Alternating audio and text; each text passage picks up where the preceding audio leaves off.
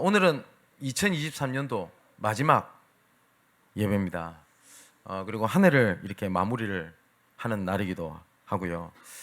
그리고 또한 마무리를 할 때 하나님께서 우리에게 주시는 오늘 말씀입니다. 하나님께서는 과거에도 함께 하셨고 지금도 함께 하시고 이후로도 영원히 함께 하실 것이기 때문에 무엇을 가지고 하나님께서 함께 하시냐? 말씀을 가지고 이루십니다. 하나님의 사람들이 성경을 보면 분명히 말씀을 주셨는데 그 말씀을 붙잡은 자들에게는 하나님께서 인도하시는 거구나라는 것을 봤고요. 말씀을 놓친 자들에게는 그것이 내한테 문제가 되고 어려움이 되고 갈등이 됐습니다. 지금 우리 몇 년 전부터 하나님께서 정복이라는 단어를 가지고 하나님께서 우리에게 계속 말씀을 주시는데, 하나님께서는 처음부터 우리를 무엇에 얽매이고 눌리고 무너지도록 하나님께서 우리를 붙잡아 두신 것이 아닙니다. 어떤 사람이 이렇게 얘기를 합니다. 교회를 다니니까 믿으니까 너무나 제약되는 것이 많다라고 얘기를 합니다. 하나님께서 우리를 그렇게 부르신 게 아니거든요. 하나님께서 창세기 1장 27절 28절에 보니까 하나님의 형상대로 지음을 받았고 그 안에서 모든 것을 누리고 정복할 수 있는 하나님께서 신분과 권세를 주셨습니다. 물고기가 물 안에 있는 것이 물 안에 구속되어 있는 겁니까? 아니면 자유함을 누리는 겁니까? 자유함을 누리는 거죠. 근데 물고기가 내가 왜 꼭 물 안에 있어야 되냐? 라고 하는 그 순간부터 물고기는 죽기 시작할 겁니다. 그죠? 그런데 하나님의 형상을 잃어버린 것 때문에 정복자로 원래 하나님께서 우리를 부르셨는데 그때부터 뭐가 되냐? 모든 것에 정복당한 인생이 딱 돼버립니다. 창세기 3장에 하나님을 떠난 죄악 때문에 하나님께서 우리에게 정복하고 다스리라, 이 땅에 충만해라 라고 주신 모든 것들이 그때부터 어떻게 됐다고 되어 있죠? 인간에게 모든 것이 문제로 다가오기 시작을 한 겁니다. 그죠? 하나님께서 우리에게 가정을 주실 때는 가정 때문에 얽매이고 무너지고 갈등하고 실패하라고 주신 게 아닙니다. 맞죠?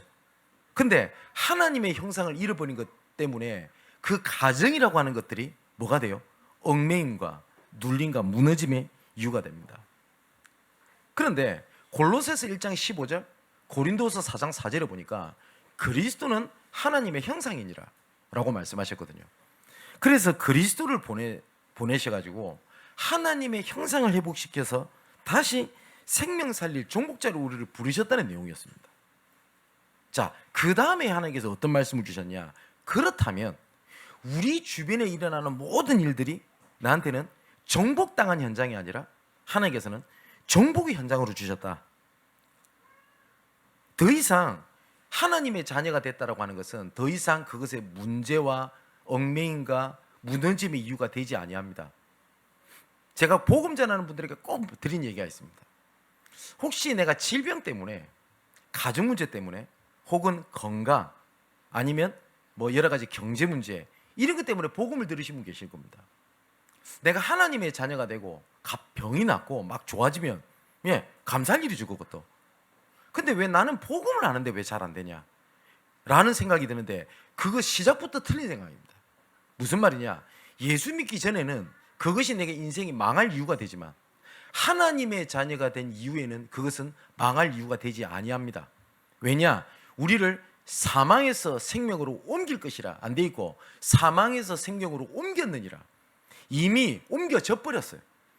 그렇기 때문에 그것 때문에 망하지 아니합니다.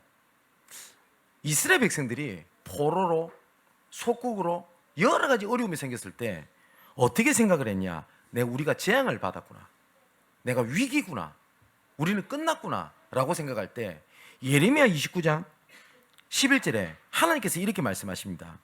여호와의 말씀이니라. 너희를 향한 나의 생각을 내가 아나니 평안이요 재앙이 아니니라. 너희에게 미래와 희망을 주는 것이라. 많은 사람들이 이렇게 얘기했습니다. 재앙이다. 근데 하나님께서는요, 미래와 희망이라고 말씀하셨어요. 그게 믿는 자와 복음 안에 있는 사람과 복음 안에 없는 자의 차이점이 딱 그겁니다. 어떤 사람은 재앙이다라고 얘기하는데 하나님께서는 뭐예요? 하나님의 시간표다라고 말씀을 하십니다. 그러면서 뭐라고 말씀하시냐? 너희가 내게 부르짖으며 내게 와서 기도하면 내가 너희의 기도를 들을 것이요 너희가 온 마음으로 나를 구하면 나를 찾을 것이요 나를 만나리라. 자, 하나님께서는 어디서 우리를 만나주시고 어디서 우리에게 응답을 하시냐? 하나님께서는요 가장 낮은 자리에서 하나님께서 말씀하세요. 근데 사단은요 계속 어디를 보게 만드냐? 높은 곳을 보게 만들어요. 그래서 어떻게 하냐? 바벨탑을 쌓자. 너가 하는 천 될 수 있다. 성공해라. 응답받아라. 축복받아라. 그죠? 자, 그러다 보니까 이 유대인들도 오실 그리스도, 오실 메시아를 어떻게 바라봤냐? 우리의 왕으로 오실 걸 봤어요. 그래서 다윗의 자손, 왕으로 오시는 그리스도로 생각했는데 예수께서 드디어 오셨어요. 어디서 오셨냐? 가장 낮은 자로 오셨어요. 마구간에. 그죠? 그리고 목수의 아들로 아무도 주목해지 보지 못하는 낮은 자리에 오셨습니다. 가장 메시아를 기다렸고 고대했던 유대인 제사장들이 예수 그리스도를 못 박는데 제일 앞섰어요. 왠지 압니까? 자기가 알고 있는 복음이 그런 게 아닌 거예요. 혹시 사랑하는 성도 여러분, 예수 믿으면 내가 복받고 축복받고 잘되고 그리고 우리 청년들은 시집장가 잘 가고 직장생활 잘 풀리고 복음이 그런 겁니까? 물론 하나님께서는 그렇게 하실 능력이 있습니다. 근데 하나님께서는 어디에 오셨고 어디에서 말씀하시고 일을 진행하시냐? 가장 낮은 곳에. 근데 사단은 어딜 보냐? 낮은 곳이 아니라 위를 쳐다보게 만들어요. 네가 하는 점 될 수 있어. 너는 축복받아야 돼. 응답받아야 돼. 축복받으면 다 할 수 있어. 어떤 사람은 그럽니다. 응답받으면 다 끝난다. 진짜 그런 겁니까? 아니요. 그리스도로 만나면 끝납니다. 맞지요? 근데 우린 자꾸 이렇게 합니다. 축복받으면 괜찮다. 축복받으면 괜찮다. 아니요. 하나님과 함께 하시면 됩니다. 근데 하나님께서는 가장 낮은 데 오십니다. 이런 분 계실 겁니다. 목사님, 저는 지금 인생의 가장 밑바닥입니다. 가장 어려울 때입니다. 가장 힘들 때입니다. 그때가요, 은혜 받을 만한 때요. 하나님을 사실적으로 만나고 체험하고 붙잡을 수 있는 최고의 기회입니다. 근데 사단은요, 내 눈을 바꿨어요. 낮은 곳이 아니라 높은 곳을 바라보게 만들었어요. 그러니까 낮은 가운데 계시는 하나님이 보이지가 않는 겁니다. 제가 좋아하는 찬양 중에 하나님께로라는 찬양이 있습니다. 가사에 보면 하나님께로 더 가까이 갑니다. 그 다음에 가사거든요.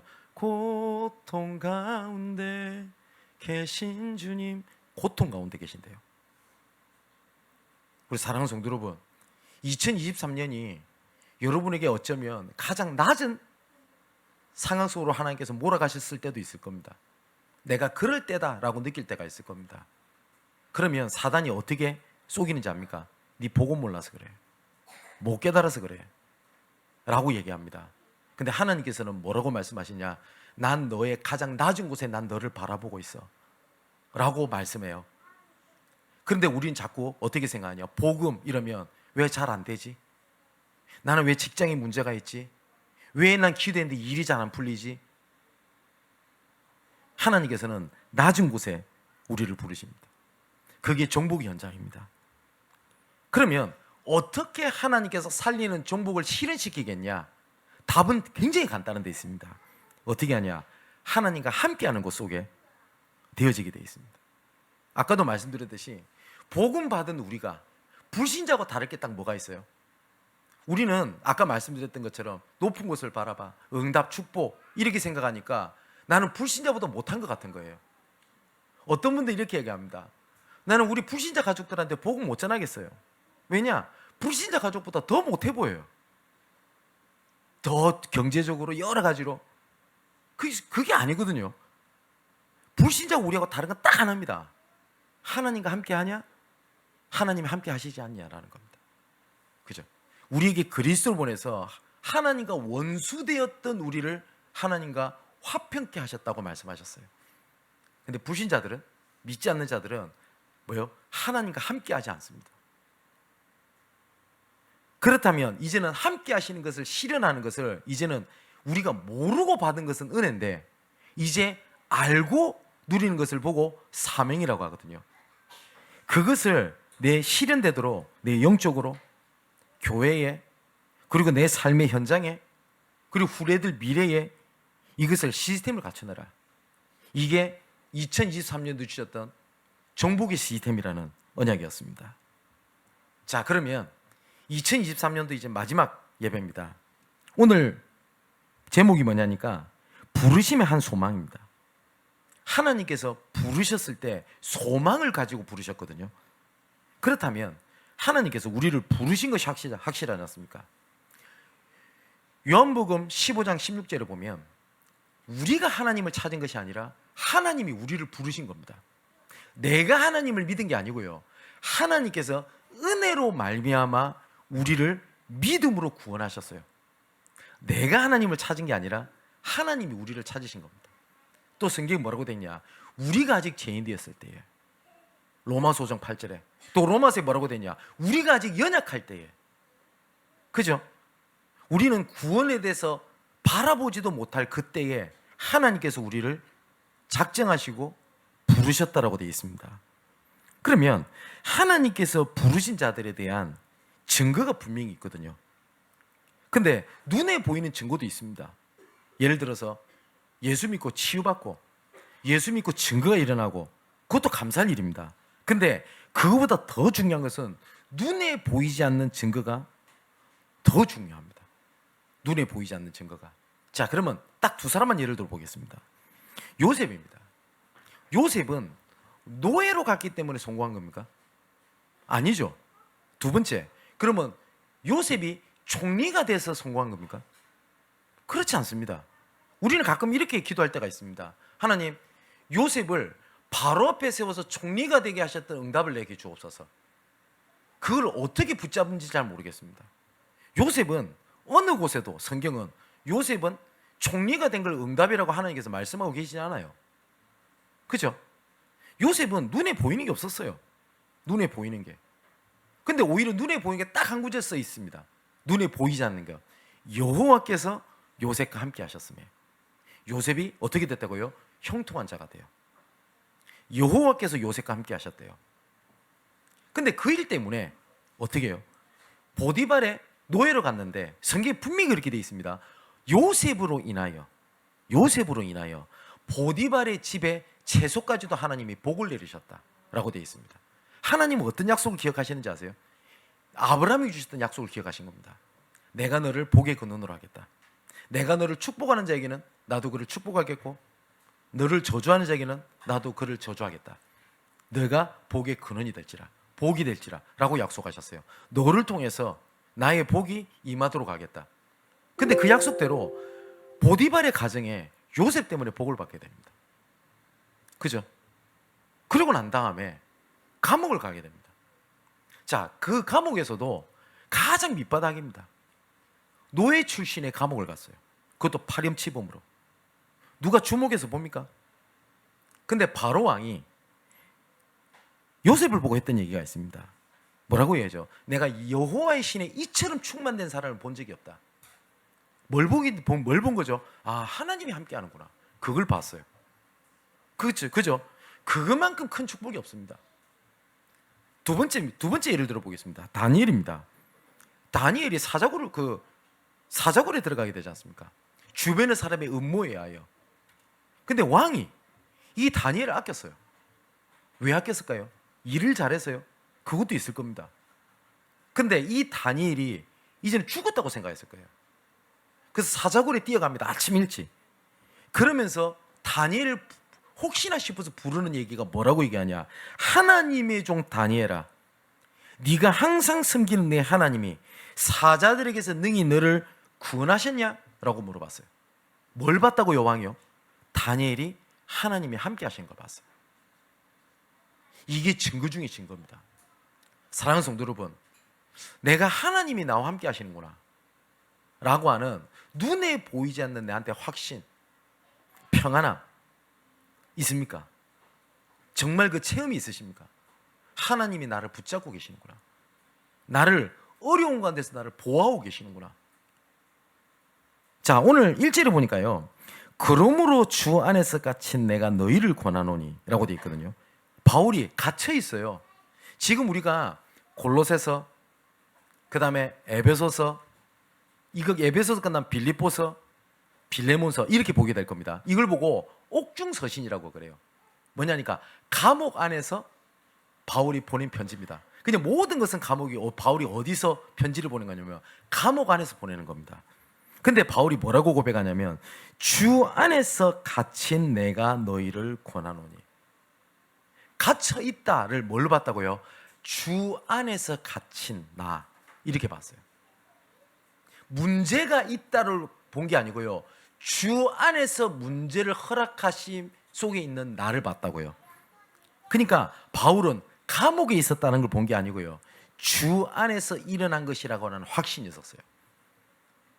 보세요. 바울이 감옥에 있으면 편지를 보냈을 때 다른 사람들이 바울을 위로해야 되는 게 맞잖아요. 그죠? 근데 바울이 감옥 밖에 있는 사람들을 위로합니다. 그러면서 뭐라고 얘기하죠? 부르심을 받은 일에 합당히 행하여 모든 겸손과 온유로 하고 오래 참음으로 사랑 가운데서 서로 용납하고 평안에 매는 줄로 성령이 하나 되게 하신 것을 힘써 지켜라. 자, 바울이요, 주 안에서 일어난 것이기 때문에 그 확신이 있잖아요. 그러니까 내가 갇혔다, 문제가 있다, 이것이 부르심을 받은 일에 영향을 받는 것이 아니라 오히려 더욱 힘써 지키래요. 왜냐하면 바울은 주 안에서, 바울일 서신서에서 제일 많이 썼던 단어 중에 하나가 뭐냐니까 주 안에서라는 단어, 예수 안에서, 그리스도 안에서라는 단어를 진짜 많이 씁니다. 그럼 바울은요, 주 안에서 일어난 일이기 때문에 이것이 하나님께서 나에게 맡겨주신 것이 내한테 얽매임이나 내려놓음이나 이거하고 상관이 없다라는 거예요. 오히려 바울은 뭐라고 얘기를 하냐? 힘써 지켜라. 자, 베드로가 지상 최대의 고백을 합니다. 마태복음 16장에 주는 그리스도시요 살아계신 하나님의 아들이십니다. 그때 예수님께서 뭐라고 축복하시죠? 이 반석 위에, 그 고백 위에 교회를 세울 것인데 뭐요? 음부의 권세가 이기지 못하도록 하겠다. 그 고백 위에 교회를 세울 것인데, 그 지난주에 우리 말씀드렸죠. 내가 교회입니다. 그죠? 근데 무너지지 않도록 하겠다라고 분명히 말씀하셨습니다. 혹시 지금 이거를 지금 이 자리에 아니면 인터넷으로 지금 다시 보기로 들으시는 말씀 중에 나는 시험 들어서 지금 신앙이 무너져 있습니다. 혹은 단체 때문에, 혹은 목사님 때문에, 혹은 장로님 때문에, 누구 때문에 라고 만일에 생각을 하신다면 진짜 그 생각을 바꾸셔야 됩니다. 분명히 주는 그리스도시요 살아계신 하나님의 아들이십니다. 이 반석 위에 내 교회를 세우리니 음부의 권세가 이기지 못하도록 하겠다라고 만왕영 되신 그리스도께서 선언하셨어요. 가로 열고 다른 사람이 너를 무너뜨릴 수 있을 것이다, 가로 닫고. 이랬다면 그 말이 맞아요. 맞죠? 내가 어떤 사람 때문에 내가 상처를 받아서 내가 진짜 어렵습니다. 아닙니다. 주는 그리스도시요 살아계신 하나님의 아들이십니다. 올바른 믿음을 회복해야 될 하나님의 시간표지 탓을 해야 될 시간표가 아니에요. 나는 자존감이 낮아서 그렇습니다. 우리 가정환경 때문에 그렇습니다. 그렇지 않습니다. 그리스도가 누구시냐? 요한복음 14장 6절에 보니까 내가 곧 길이요 진리요 생명이니 나로 말미암지 않고서는 아버지께로 올 자가 없다. 분명히 예수님께서 말씀하셨습니다. 스스로를 내가 길이다. 인생의 길을요, 말씀을 통해서 인도하시는 선지자 되십니다. 자, 마가복음 10장 45절을 보니까 인자가 온 것은 섬김을 받으려 함이 아니요 섬기려 하고 많은 사람을 위하여 대속물로 주려 하려 함이니라. 우리가 받아야 될 대가, 내가 치러야 될 저주와 재앙, 이것을요 단번에 제사로 다 끝내셨고 우리를 끝까지 용서하시는 제사장 되시는 그리스도입니다. 요한일서 3장 8절을 보니까 예수께서 오신 목적은 마귀를 멸하리라 하심이니라. 사탄을 주인 삼고요, 나도 모르게 살아갈 수밖에 없었던 우리를요, 사단의 머리를 박살내고 우리를요 주인 삼으셨어요. 그리고 뭐라고 말씀하셨냐? 너는 내 아들이다. 너는 내 것이다라고 말씀하셨어요. 다른 사람도 아니라 하나님이 너는 내 거야라고 말씀을 하셨어요. 그 예수님께서 십자가에서 말씀하신 겁니다. 요한복음 19장 30절에 뭐라고 말씀하셨냐? 내가 다 이루었다. 내가 다 이루었다. 하나님께서 그리스도를 보내서 하시고자 했던 그 계획, 그 소망을 누구를 통해서 이루셨다고요? 그리스도를 통해서 이루셨습니다. 근데 이 사단은요, 그리스도께서 이루셨다라는 것을 어떻게 하든지 약화시켜요. 초대교회도 그랬습니다. 할례 받아야 되냐? 그럼 할례 받는 게 틀렸단 말입니까? 그 말이 아니죠. 그런데 뭐냐? 예수 믿고 구원받는 건 맞는데 할례 행해야 돼. 근데 그 말이 틀린 말 아닙니다. 근데 자칫하면 그리스도께서 십자가에서 모든 문제 해결하셨다는 것을 약화시키잖아요. 어떤 사람은 그럽니다. 율법을 지킬 필요 없다? 성경엔 그렇게 얘기하고 있지 않습니다. 뭐라고 말씀하시냐? 그리스도는 율법의 완성이니라. 그죠? 자, 근데 사단은요 계속 뭘 얘기하냐? 그리스도께서 모든 문제 해결하셨던 것을요 계속 약화시켜요. 그래서 이것도 필요하고 저것도 필요하고. 하나님의 자녀가 맞습니까? 그러면 더 이상 나는 어떤 것도 문제가 되지 아니합니다. 자, 예수님께서 또 뭐라고 말씀하시고 봅시다. 요한복음 16장 33절에 보니까 이것을 너희에게 이르는 것은 너희로 어디요? 내 안에서. 분명히 예수님 말씀하셨습니다. 너희로 내 안에서 그리스도 안에서 평안을 누리게 하려 함이라. 세상에서는 너희가 환난을 당하나 담대하라. 예수님께서 마지막 뭐라고 선언하셨냐? 내가 세상을 이기었노라. 이기셨다라고 말씀하셨어요. 자, 또 예수님께서 부활하셔서 하셨던 말씀입니다. 땅끝까지 내 증인이 되라. 똑같은 사람인 것처럼 보이는데 다른 게 딱 하나가 있습니다. 뭐냐? 증인입니다. 사업을 똑같이 다 해요. 그죠? 어떤 사람은 잘 되는 것처럼 보고 어떤 사람은 안 되는 것처럼 보이죠. 근데 다른 게 딱 하나가 있습니다. 우리는 뭐예요? 사업을 통한 그리스도의 증인입니다. 우리 후대들 여기 있죠. 똑같이 학업을 합니다. 어떤 사람은 똑같이 현실에 한계가 있어요. 그런데 달라요. 뭘 다르냐? 증인이 되게 하시겠다는 말은 하나님께서 뭘 주시겠다는 말씀이죠? 증거를 주시겠다는 약속입니다. 그래서 말씀하셨습니다. 예루살렘을 떠나지 말고. 그죠? 무슨 말입니까? 니한테 증거 줄 때까지 예루살렘 떠나지 마. 무슨 말입니까? 반드시 그 때가 온다, 시간표가. 그죠? 그래서 시편 110편에는 1절에는 다윗이 뭐라고 얘기합니까? 여호와께서 원수의 모든 것을 네 발판 삼을 때까지 보좌의 오른쪽에 앉아 있으라 하셨도다.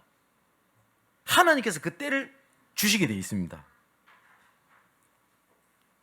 자, 그러면 그 복음에 대한 증거가 뭡니까? 오늘 4절에 보니까 몸이 하나요 성령도 한 분이시니 이와 같이 너희가 부르심의 한 소망에서 부르심을 받았느니라. 부르심의 한 소망에서 부르심 받았다는 말이 뭡니까? 그리스도 안에서, 그리스도의 안에서 우리가 부름 받았고 그리스도 안에서 우리에게 소망을 하나님 주셨다고 되어 있습니다. 또 7절에는 이렇게 되어 있죠. 우리가 각 사람에게 그리스도의 선물의 분량대로 은혜를 주셨다라고 되어 있습니다. 정말 2023년 한 해를 마무리하면서요, 하나님의 주신 은혜를 붙잡게 되길 바라고요. 그리고 2024년에 주실 은혜를 말씀을 통해서 정말 붙잡게 되기를 주님의 이름으로 축원을 드립니다.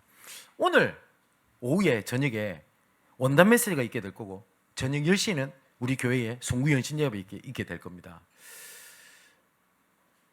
왜 이렇게 연말인데 바쁜데 예배를 많이 드립니까? 이런 생각이 들 수 있겠죠. 그런데 한 해 동안 하나님께서 나를 무엇이라고 인도하실 것인지를 말씀을 가지고 가는 겁니다. 단 한 번도 가보지 못한 길을 불신자들은 뭘 보죠? 사주팔자를 봅니다. 맞죠? 많은 사람들은 1월 1일이 되면 동에 난리 납니다. 오늘 저녁부터 태양을 보면서 소원을 빕니다. 기원을 합니다. 그죠? 그런데 우리는 그런 걸 하는 것이 아니라 단 한 번도 가보지 못한 길을 2024년을 인도하실 유일한 나의 주 나의 하나님 되시는 그리스도께서 무엇이라 말씀하셨는지를 붙잡고 가는 겁니다. 자, 그러면 하나님께서 이 부르심의 소망 안에서 부르신 목적이 있겠죠. 진짜 행복이 무엇인지를 우리에게 알게 하시기 위함입니다. 그리스도 안에서 있는 것은 나를 온전케 하시는 은혜, 오늘 본문에 그랬고요. 성도를 온전하게 하여 그리스도의 몸을 세우는 것이 참된 행복이라고 되어 있습니다. 우리 사랑하는 성도 여러분, 제가 전도 얘기를 종종 합니다. 그 얘기는 우리가 교회를 성장시키자, 그 말이 아니죠. 아닌 거 아실 거라고 생각합니다. 여러분, 사람을 살리는 행복 진짜 아십니까? 정말 이 사람이 정말 누가 봐도 절대 불가능 속에 있었던 사람이 그리스도 때문에 해방을 얻게 됐을 때에 진짜 그 행복을 아십니까? 이 사람을 조금 복음으로 도와줬는데 이 사람이 또 다른 사람을 살리는 것을 봤었을 때 그 행복을 아십니까? 지난주에 기도해 주신 덕분에 제가 중국에 잘 다녀왔습니다. 가만히 보니까 우리가 기도하고 있는 그 우리 선교사님을 한 4년 만에 이렇게 제가 만나게 된 것 같습니다. 4년 만에 만나고 그동안 연락이 거의 안 됐어요.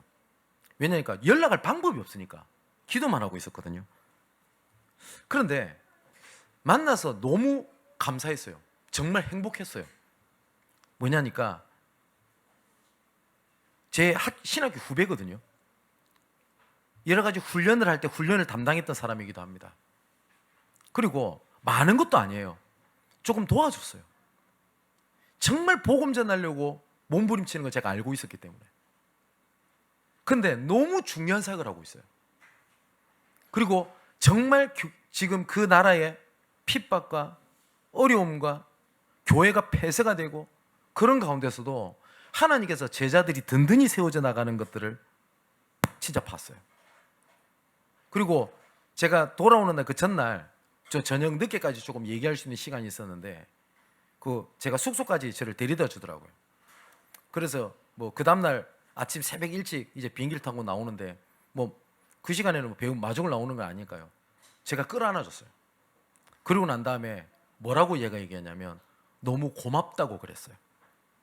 그리고 너무 행복한 걸 내가 보고 가서 하나님께 감사하다. 저는 이번에 갔었을 때 선교하러 갔다, 사역하러 갔다라는 생각이 없었어요. 여러분, 사람을 살리는 행복이 뭔지 아십니까? 제가 2024년도에도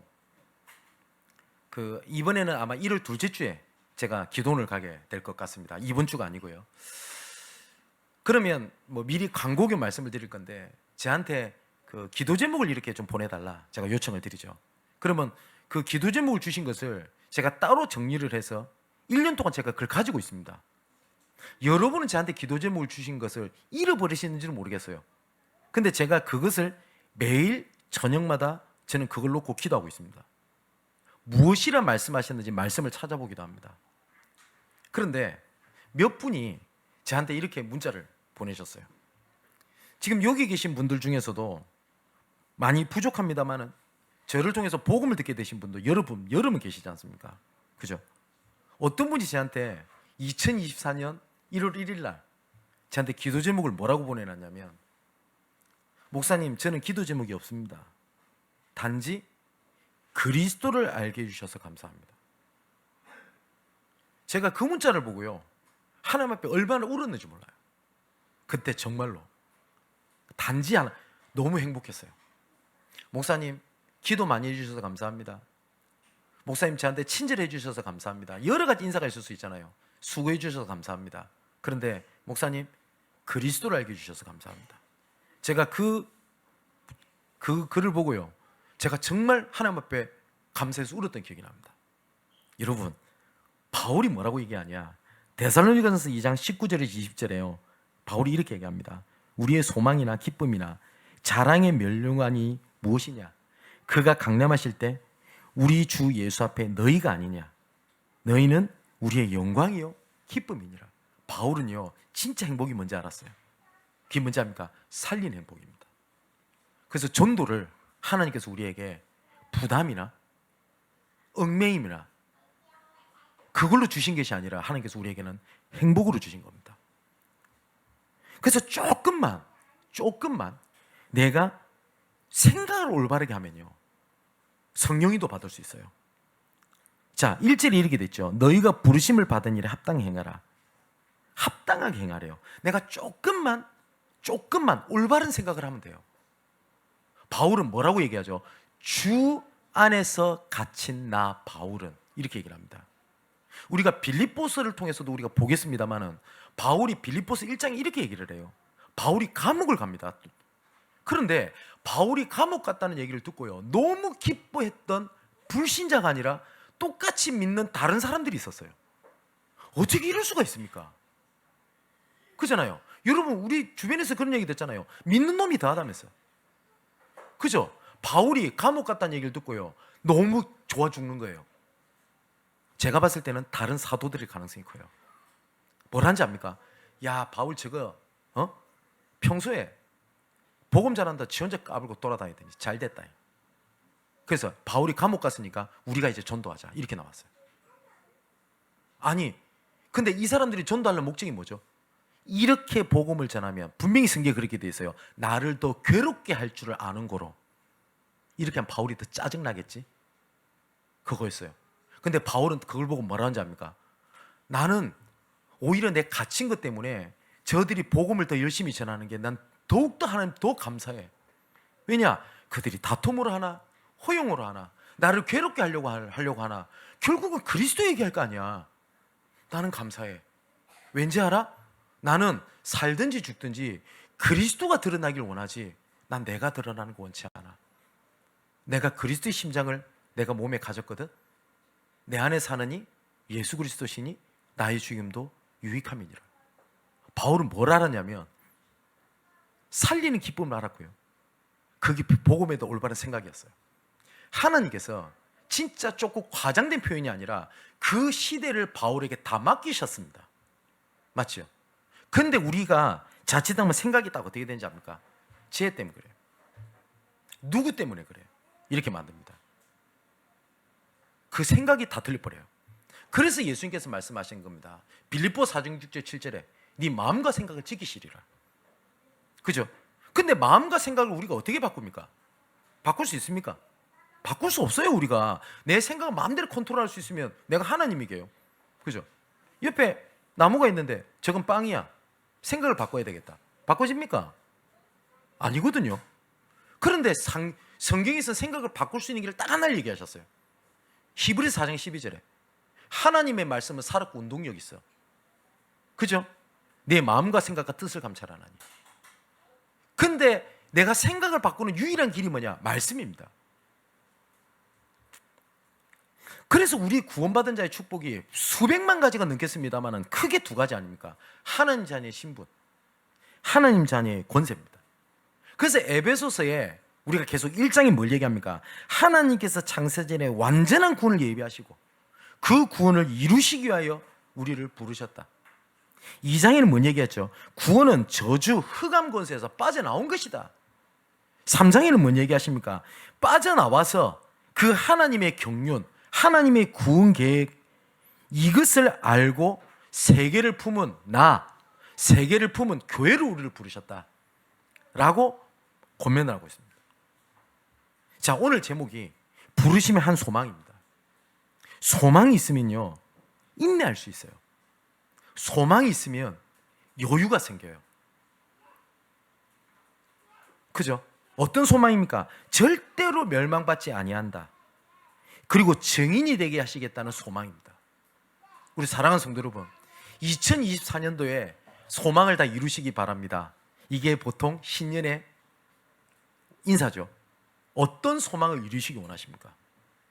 좋은 직장입니까? 아니면 가정을 이루는 겁니까? 예, 이루게 되시기를 정말 축복합니다.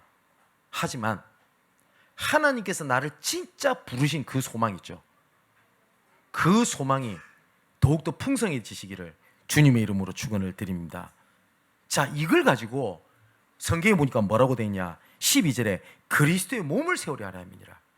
13절에는 하나님의 아들을 믿는 것과 아는 일에 하나가 되어 온전한 사람을 이루어 그리스도의 장성한 분량이 충만한 데까지 이르길 바란다.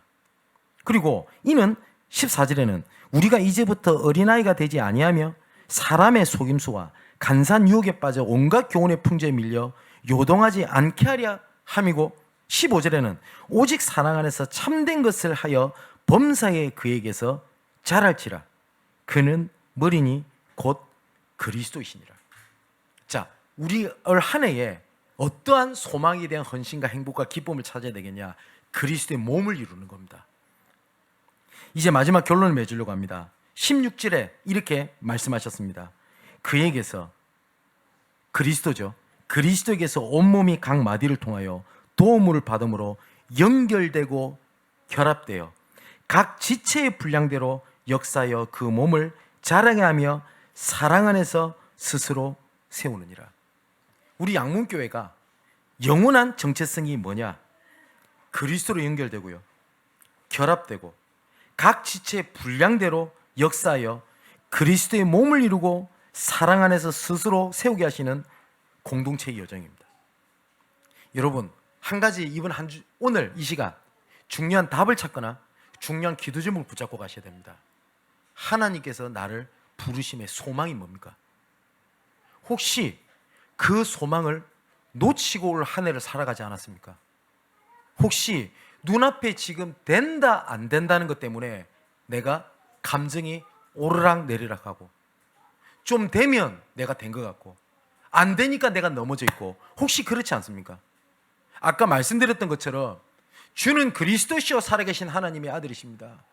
이 고백 위에, 이 반석 위에 내 교회를 세우리니 음부의 권세가 이기지 못하도록 했는데, 내가 무너져 있다면 다른 데서 답을 찾으면 안 됩니다.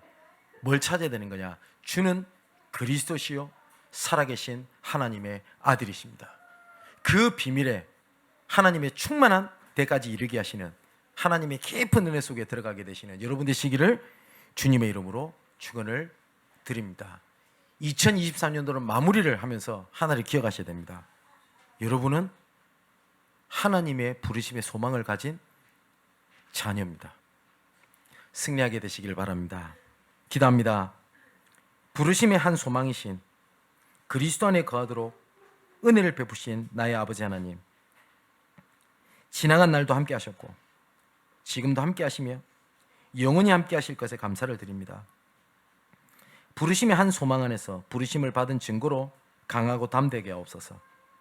또한 우리를 부르심의 한 소망으로 부르신 생명 살리는 참된 행복 속에 영원히 거하게 하여 주옵소서. 다가올 새해도 부르심의 소망 안에서 하나가 되어 온전한 사람을 이루어 그리스도의 장성한 분량이 충만한 데까지 이르게 하시고 영원한 그리스도의 제자로 남게 하옵소서. 이 모든 말씀을 부르심의 한 소망이신 예수 그리스도 이름으로 기도합니다. 아멘.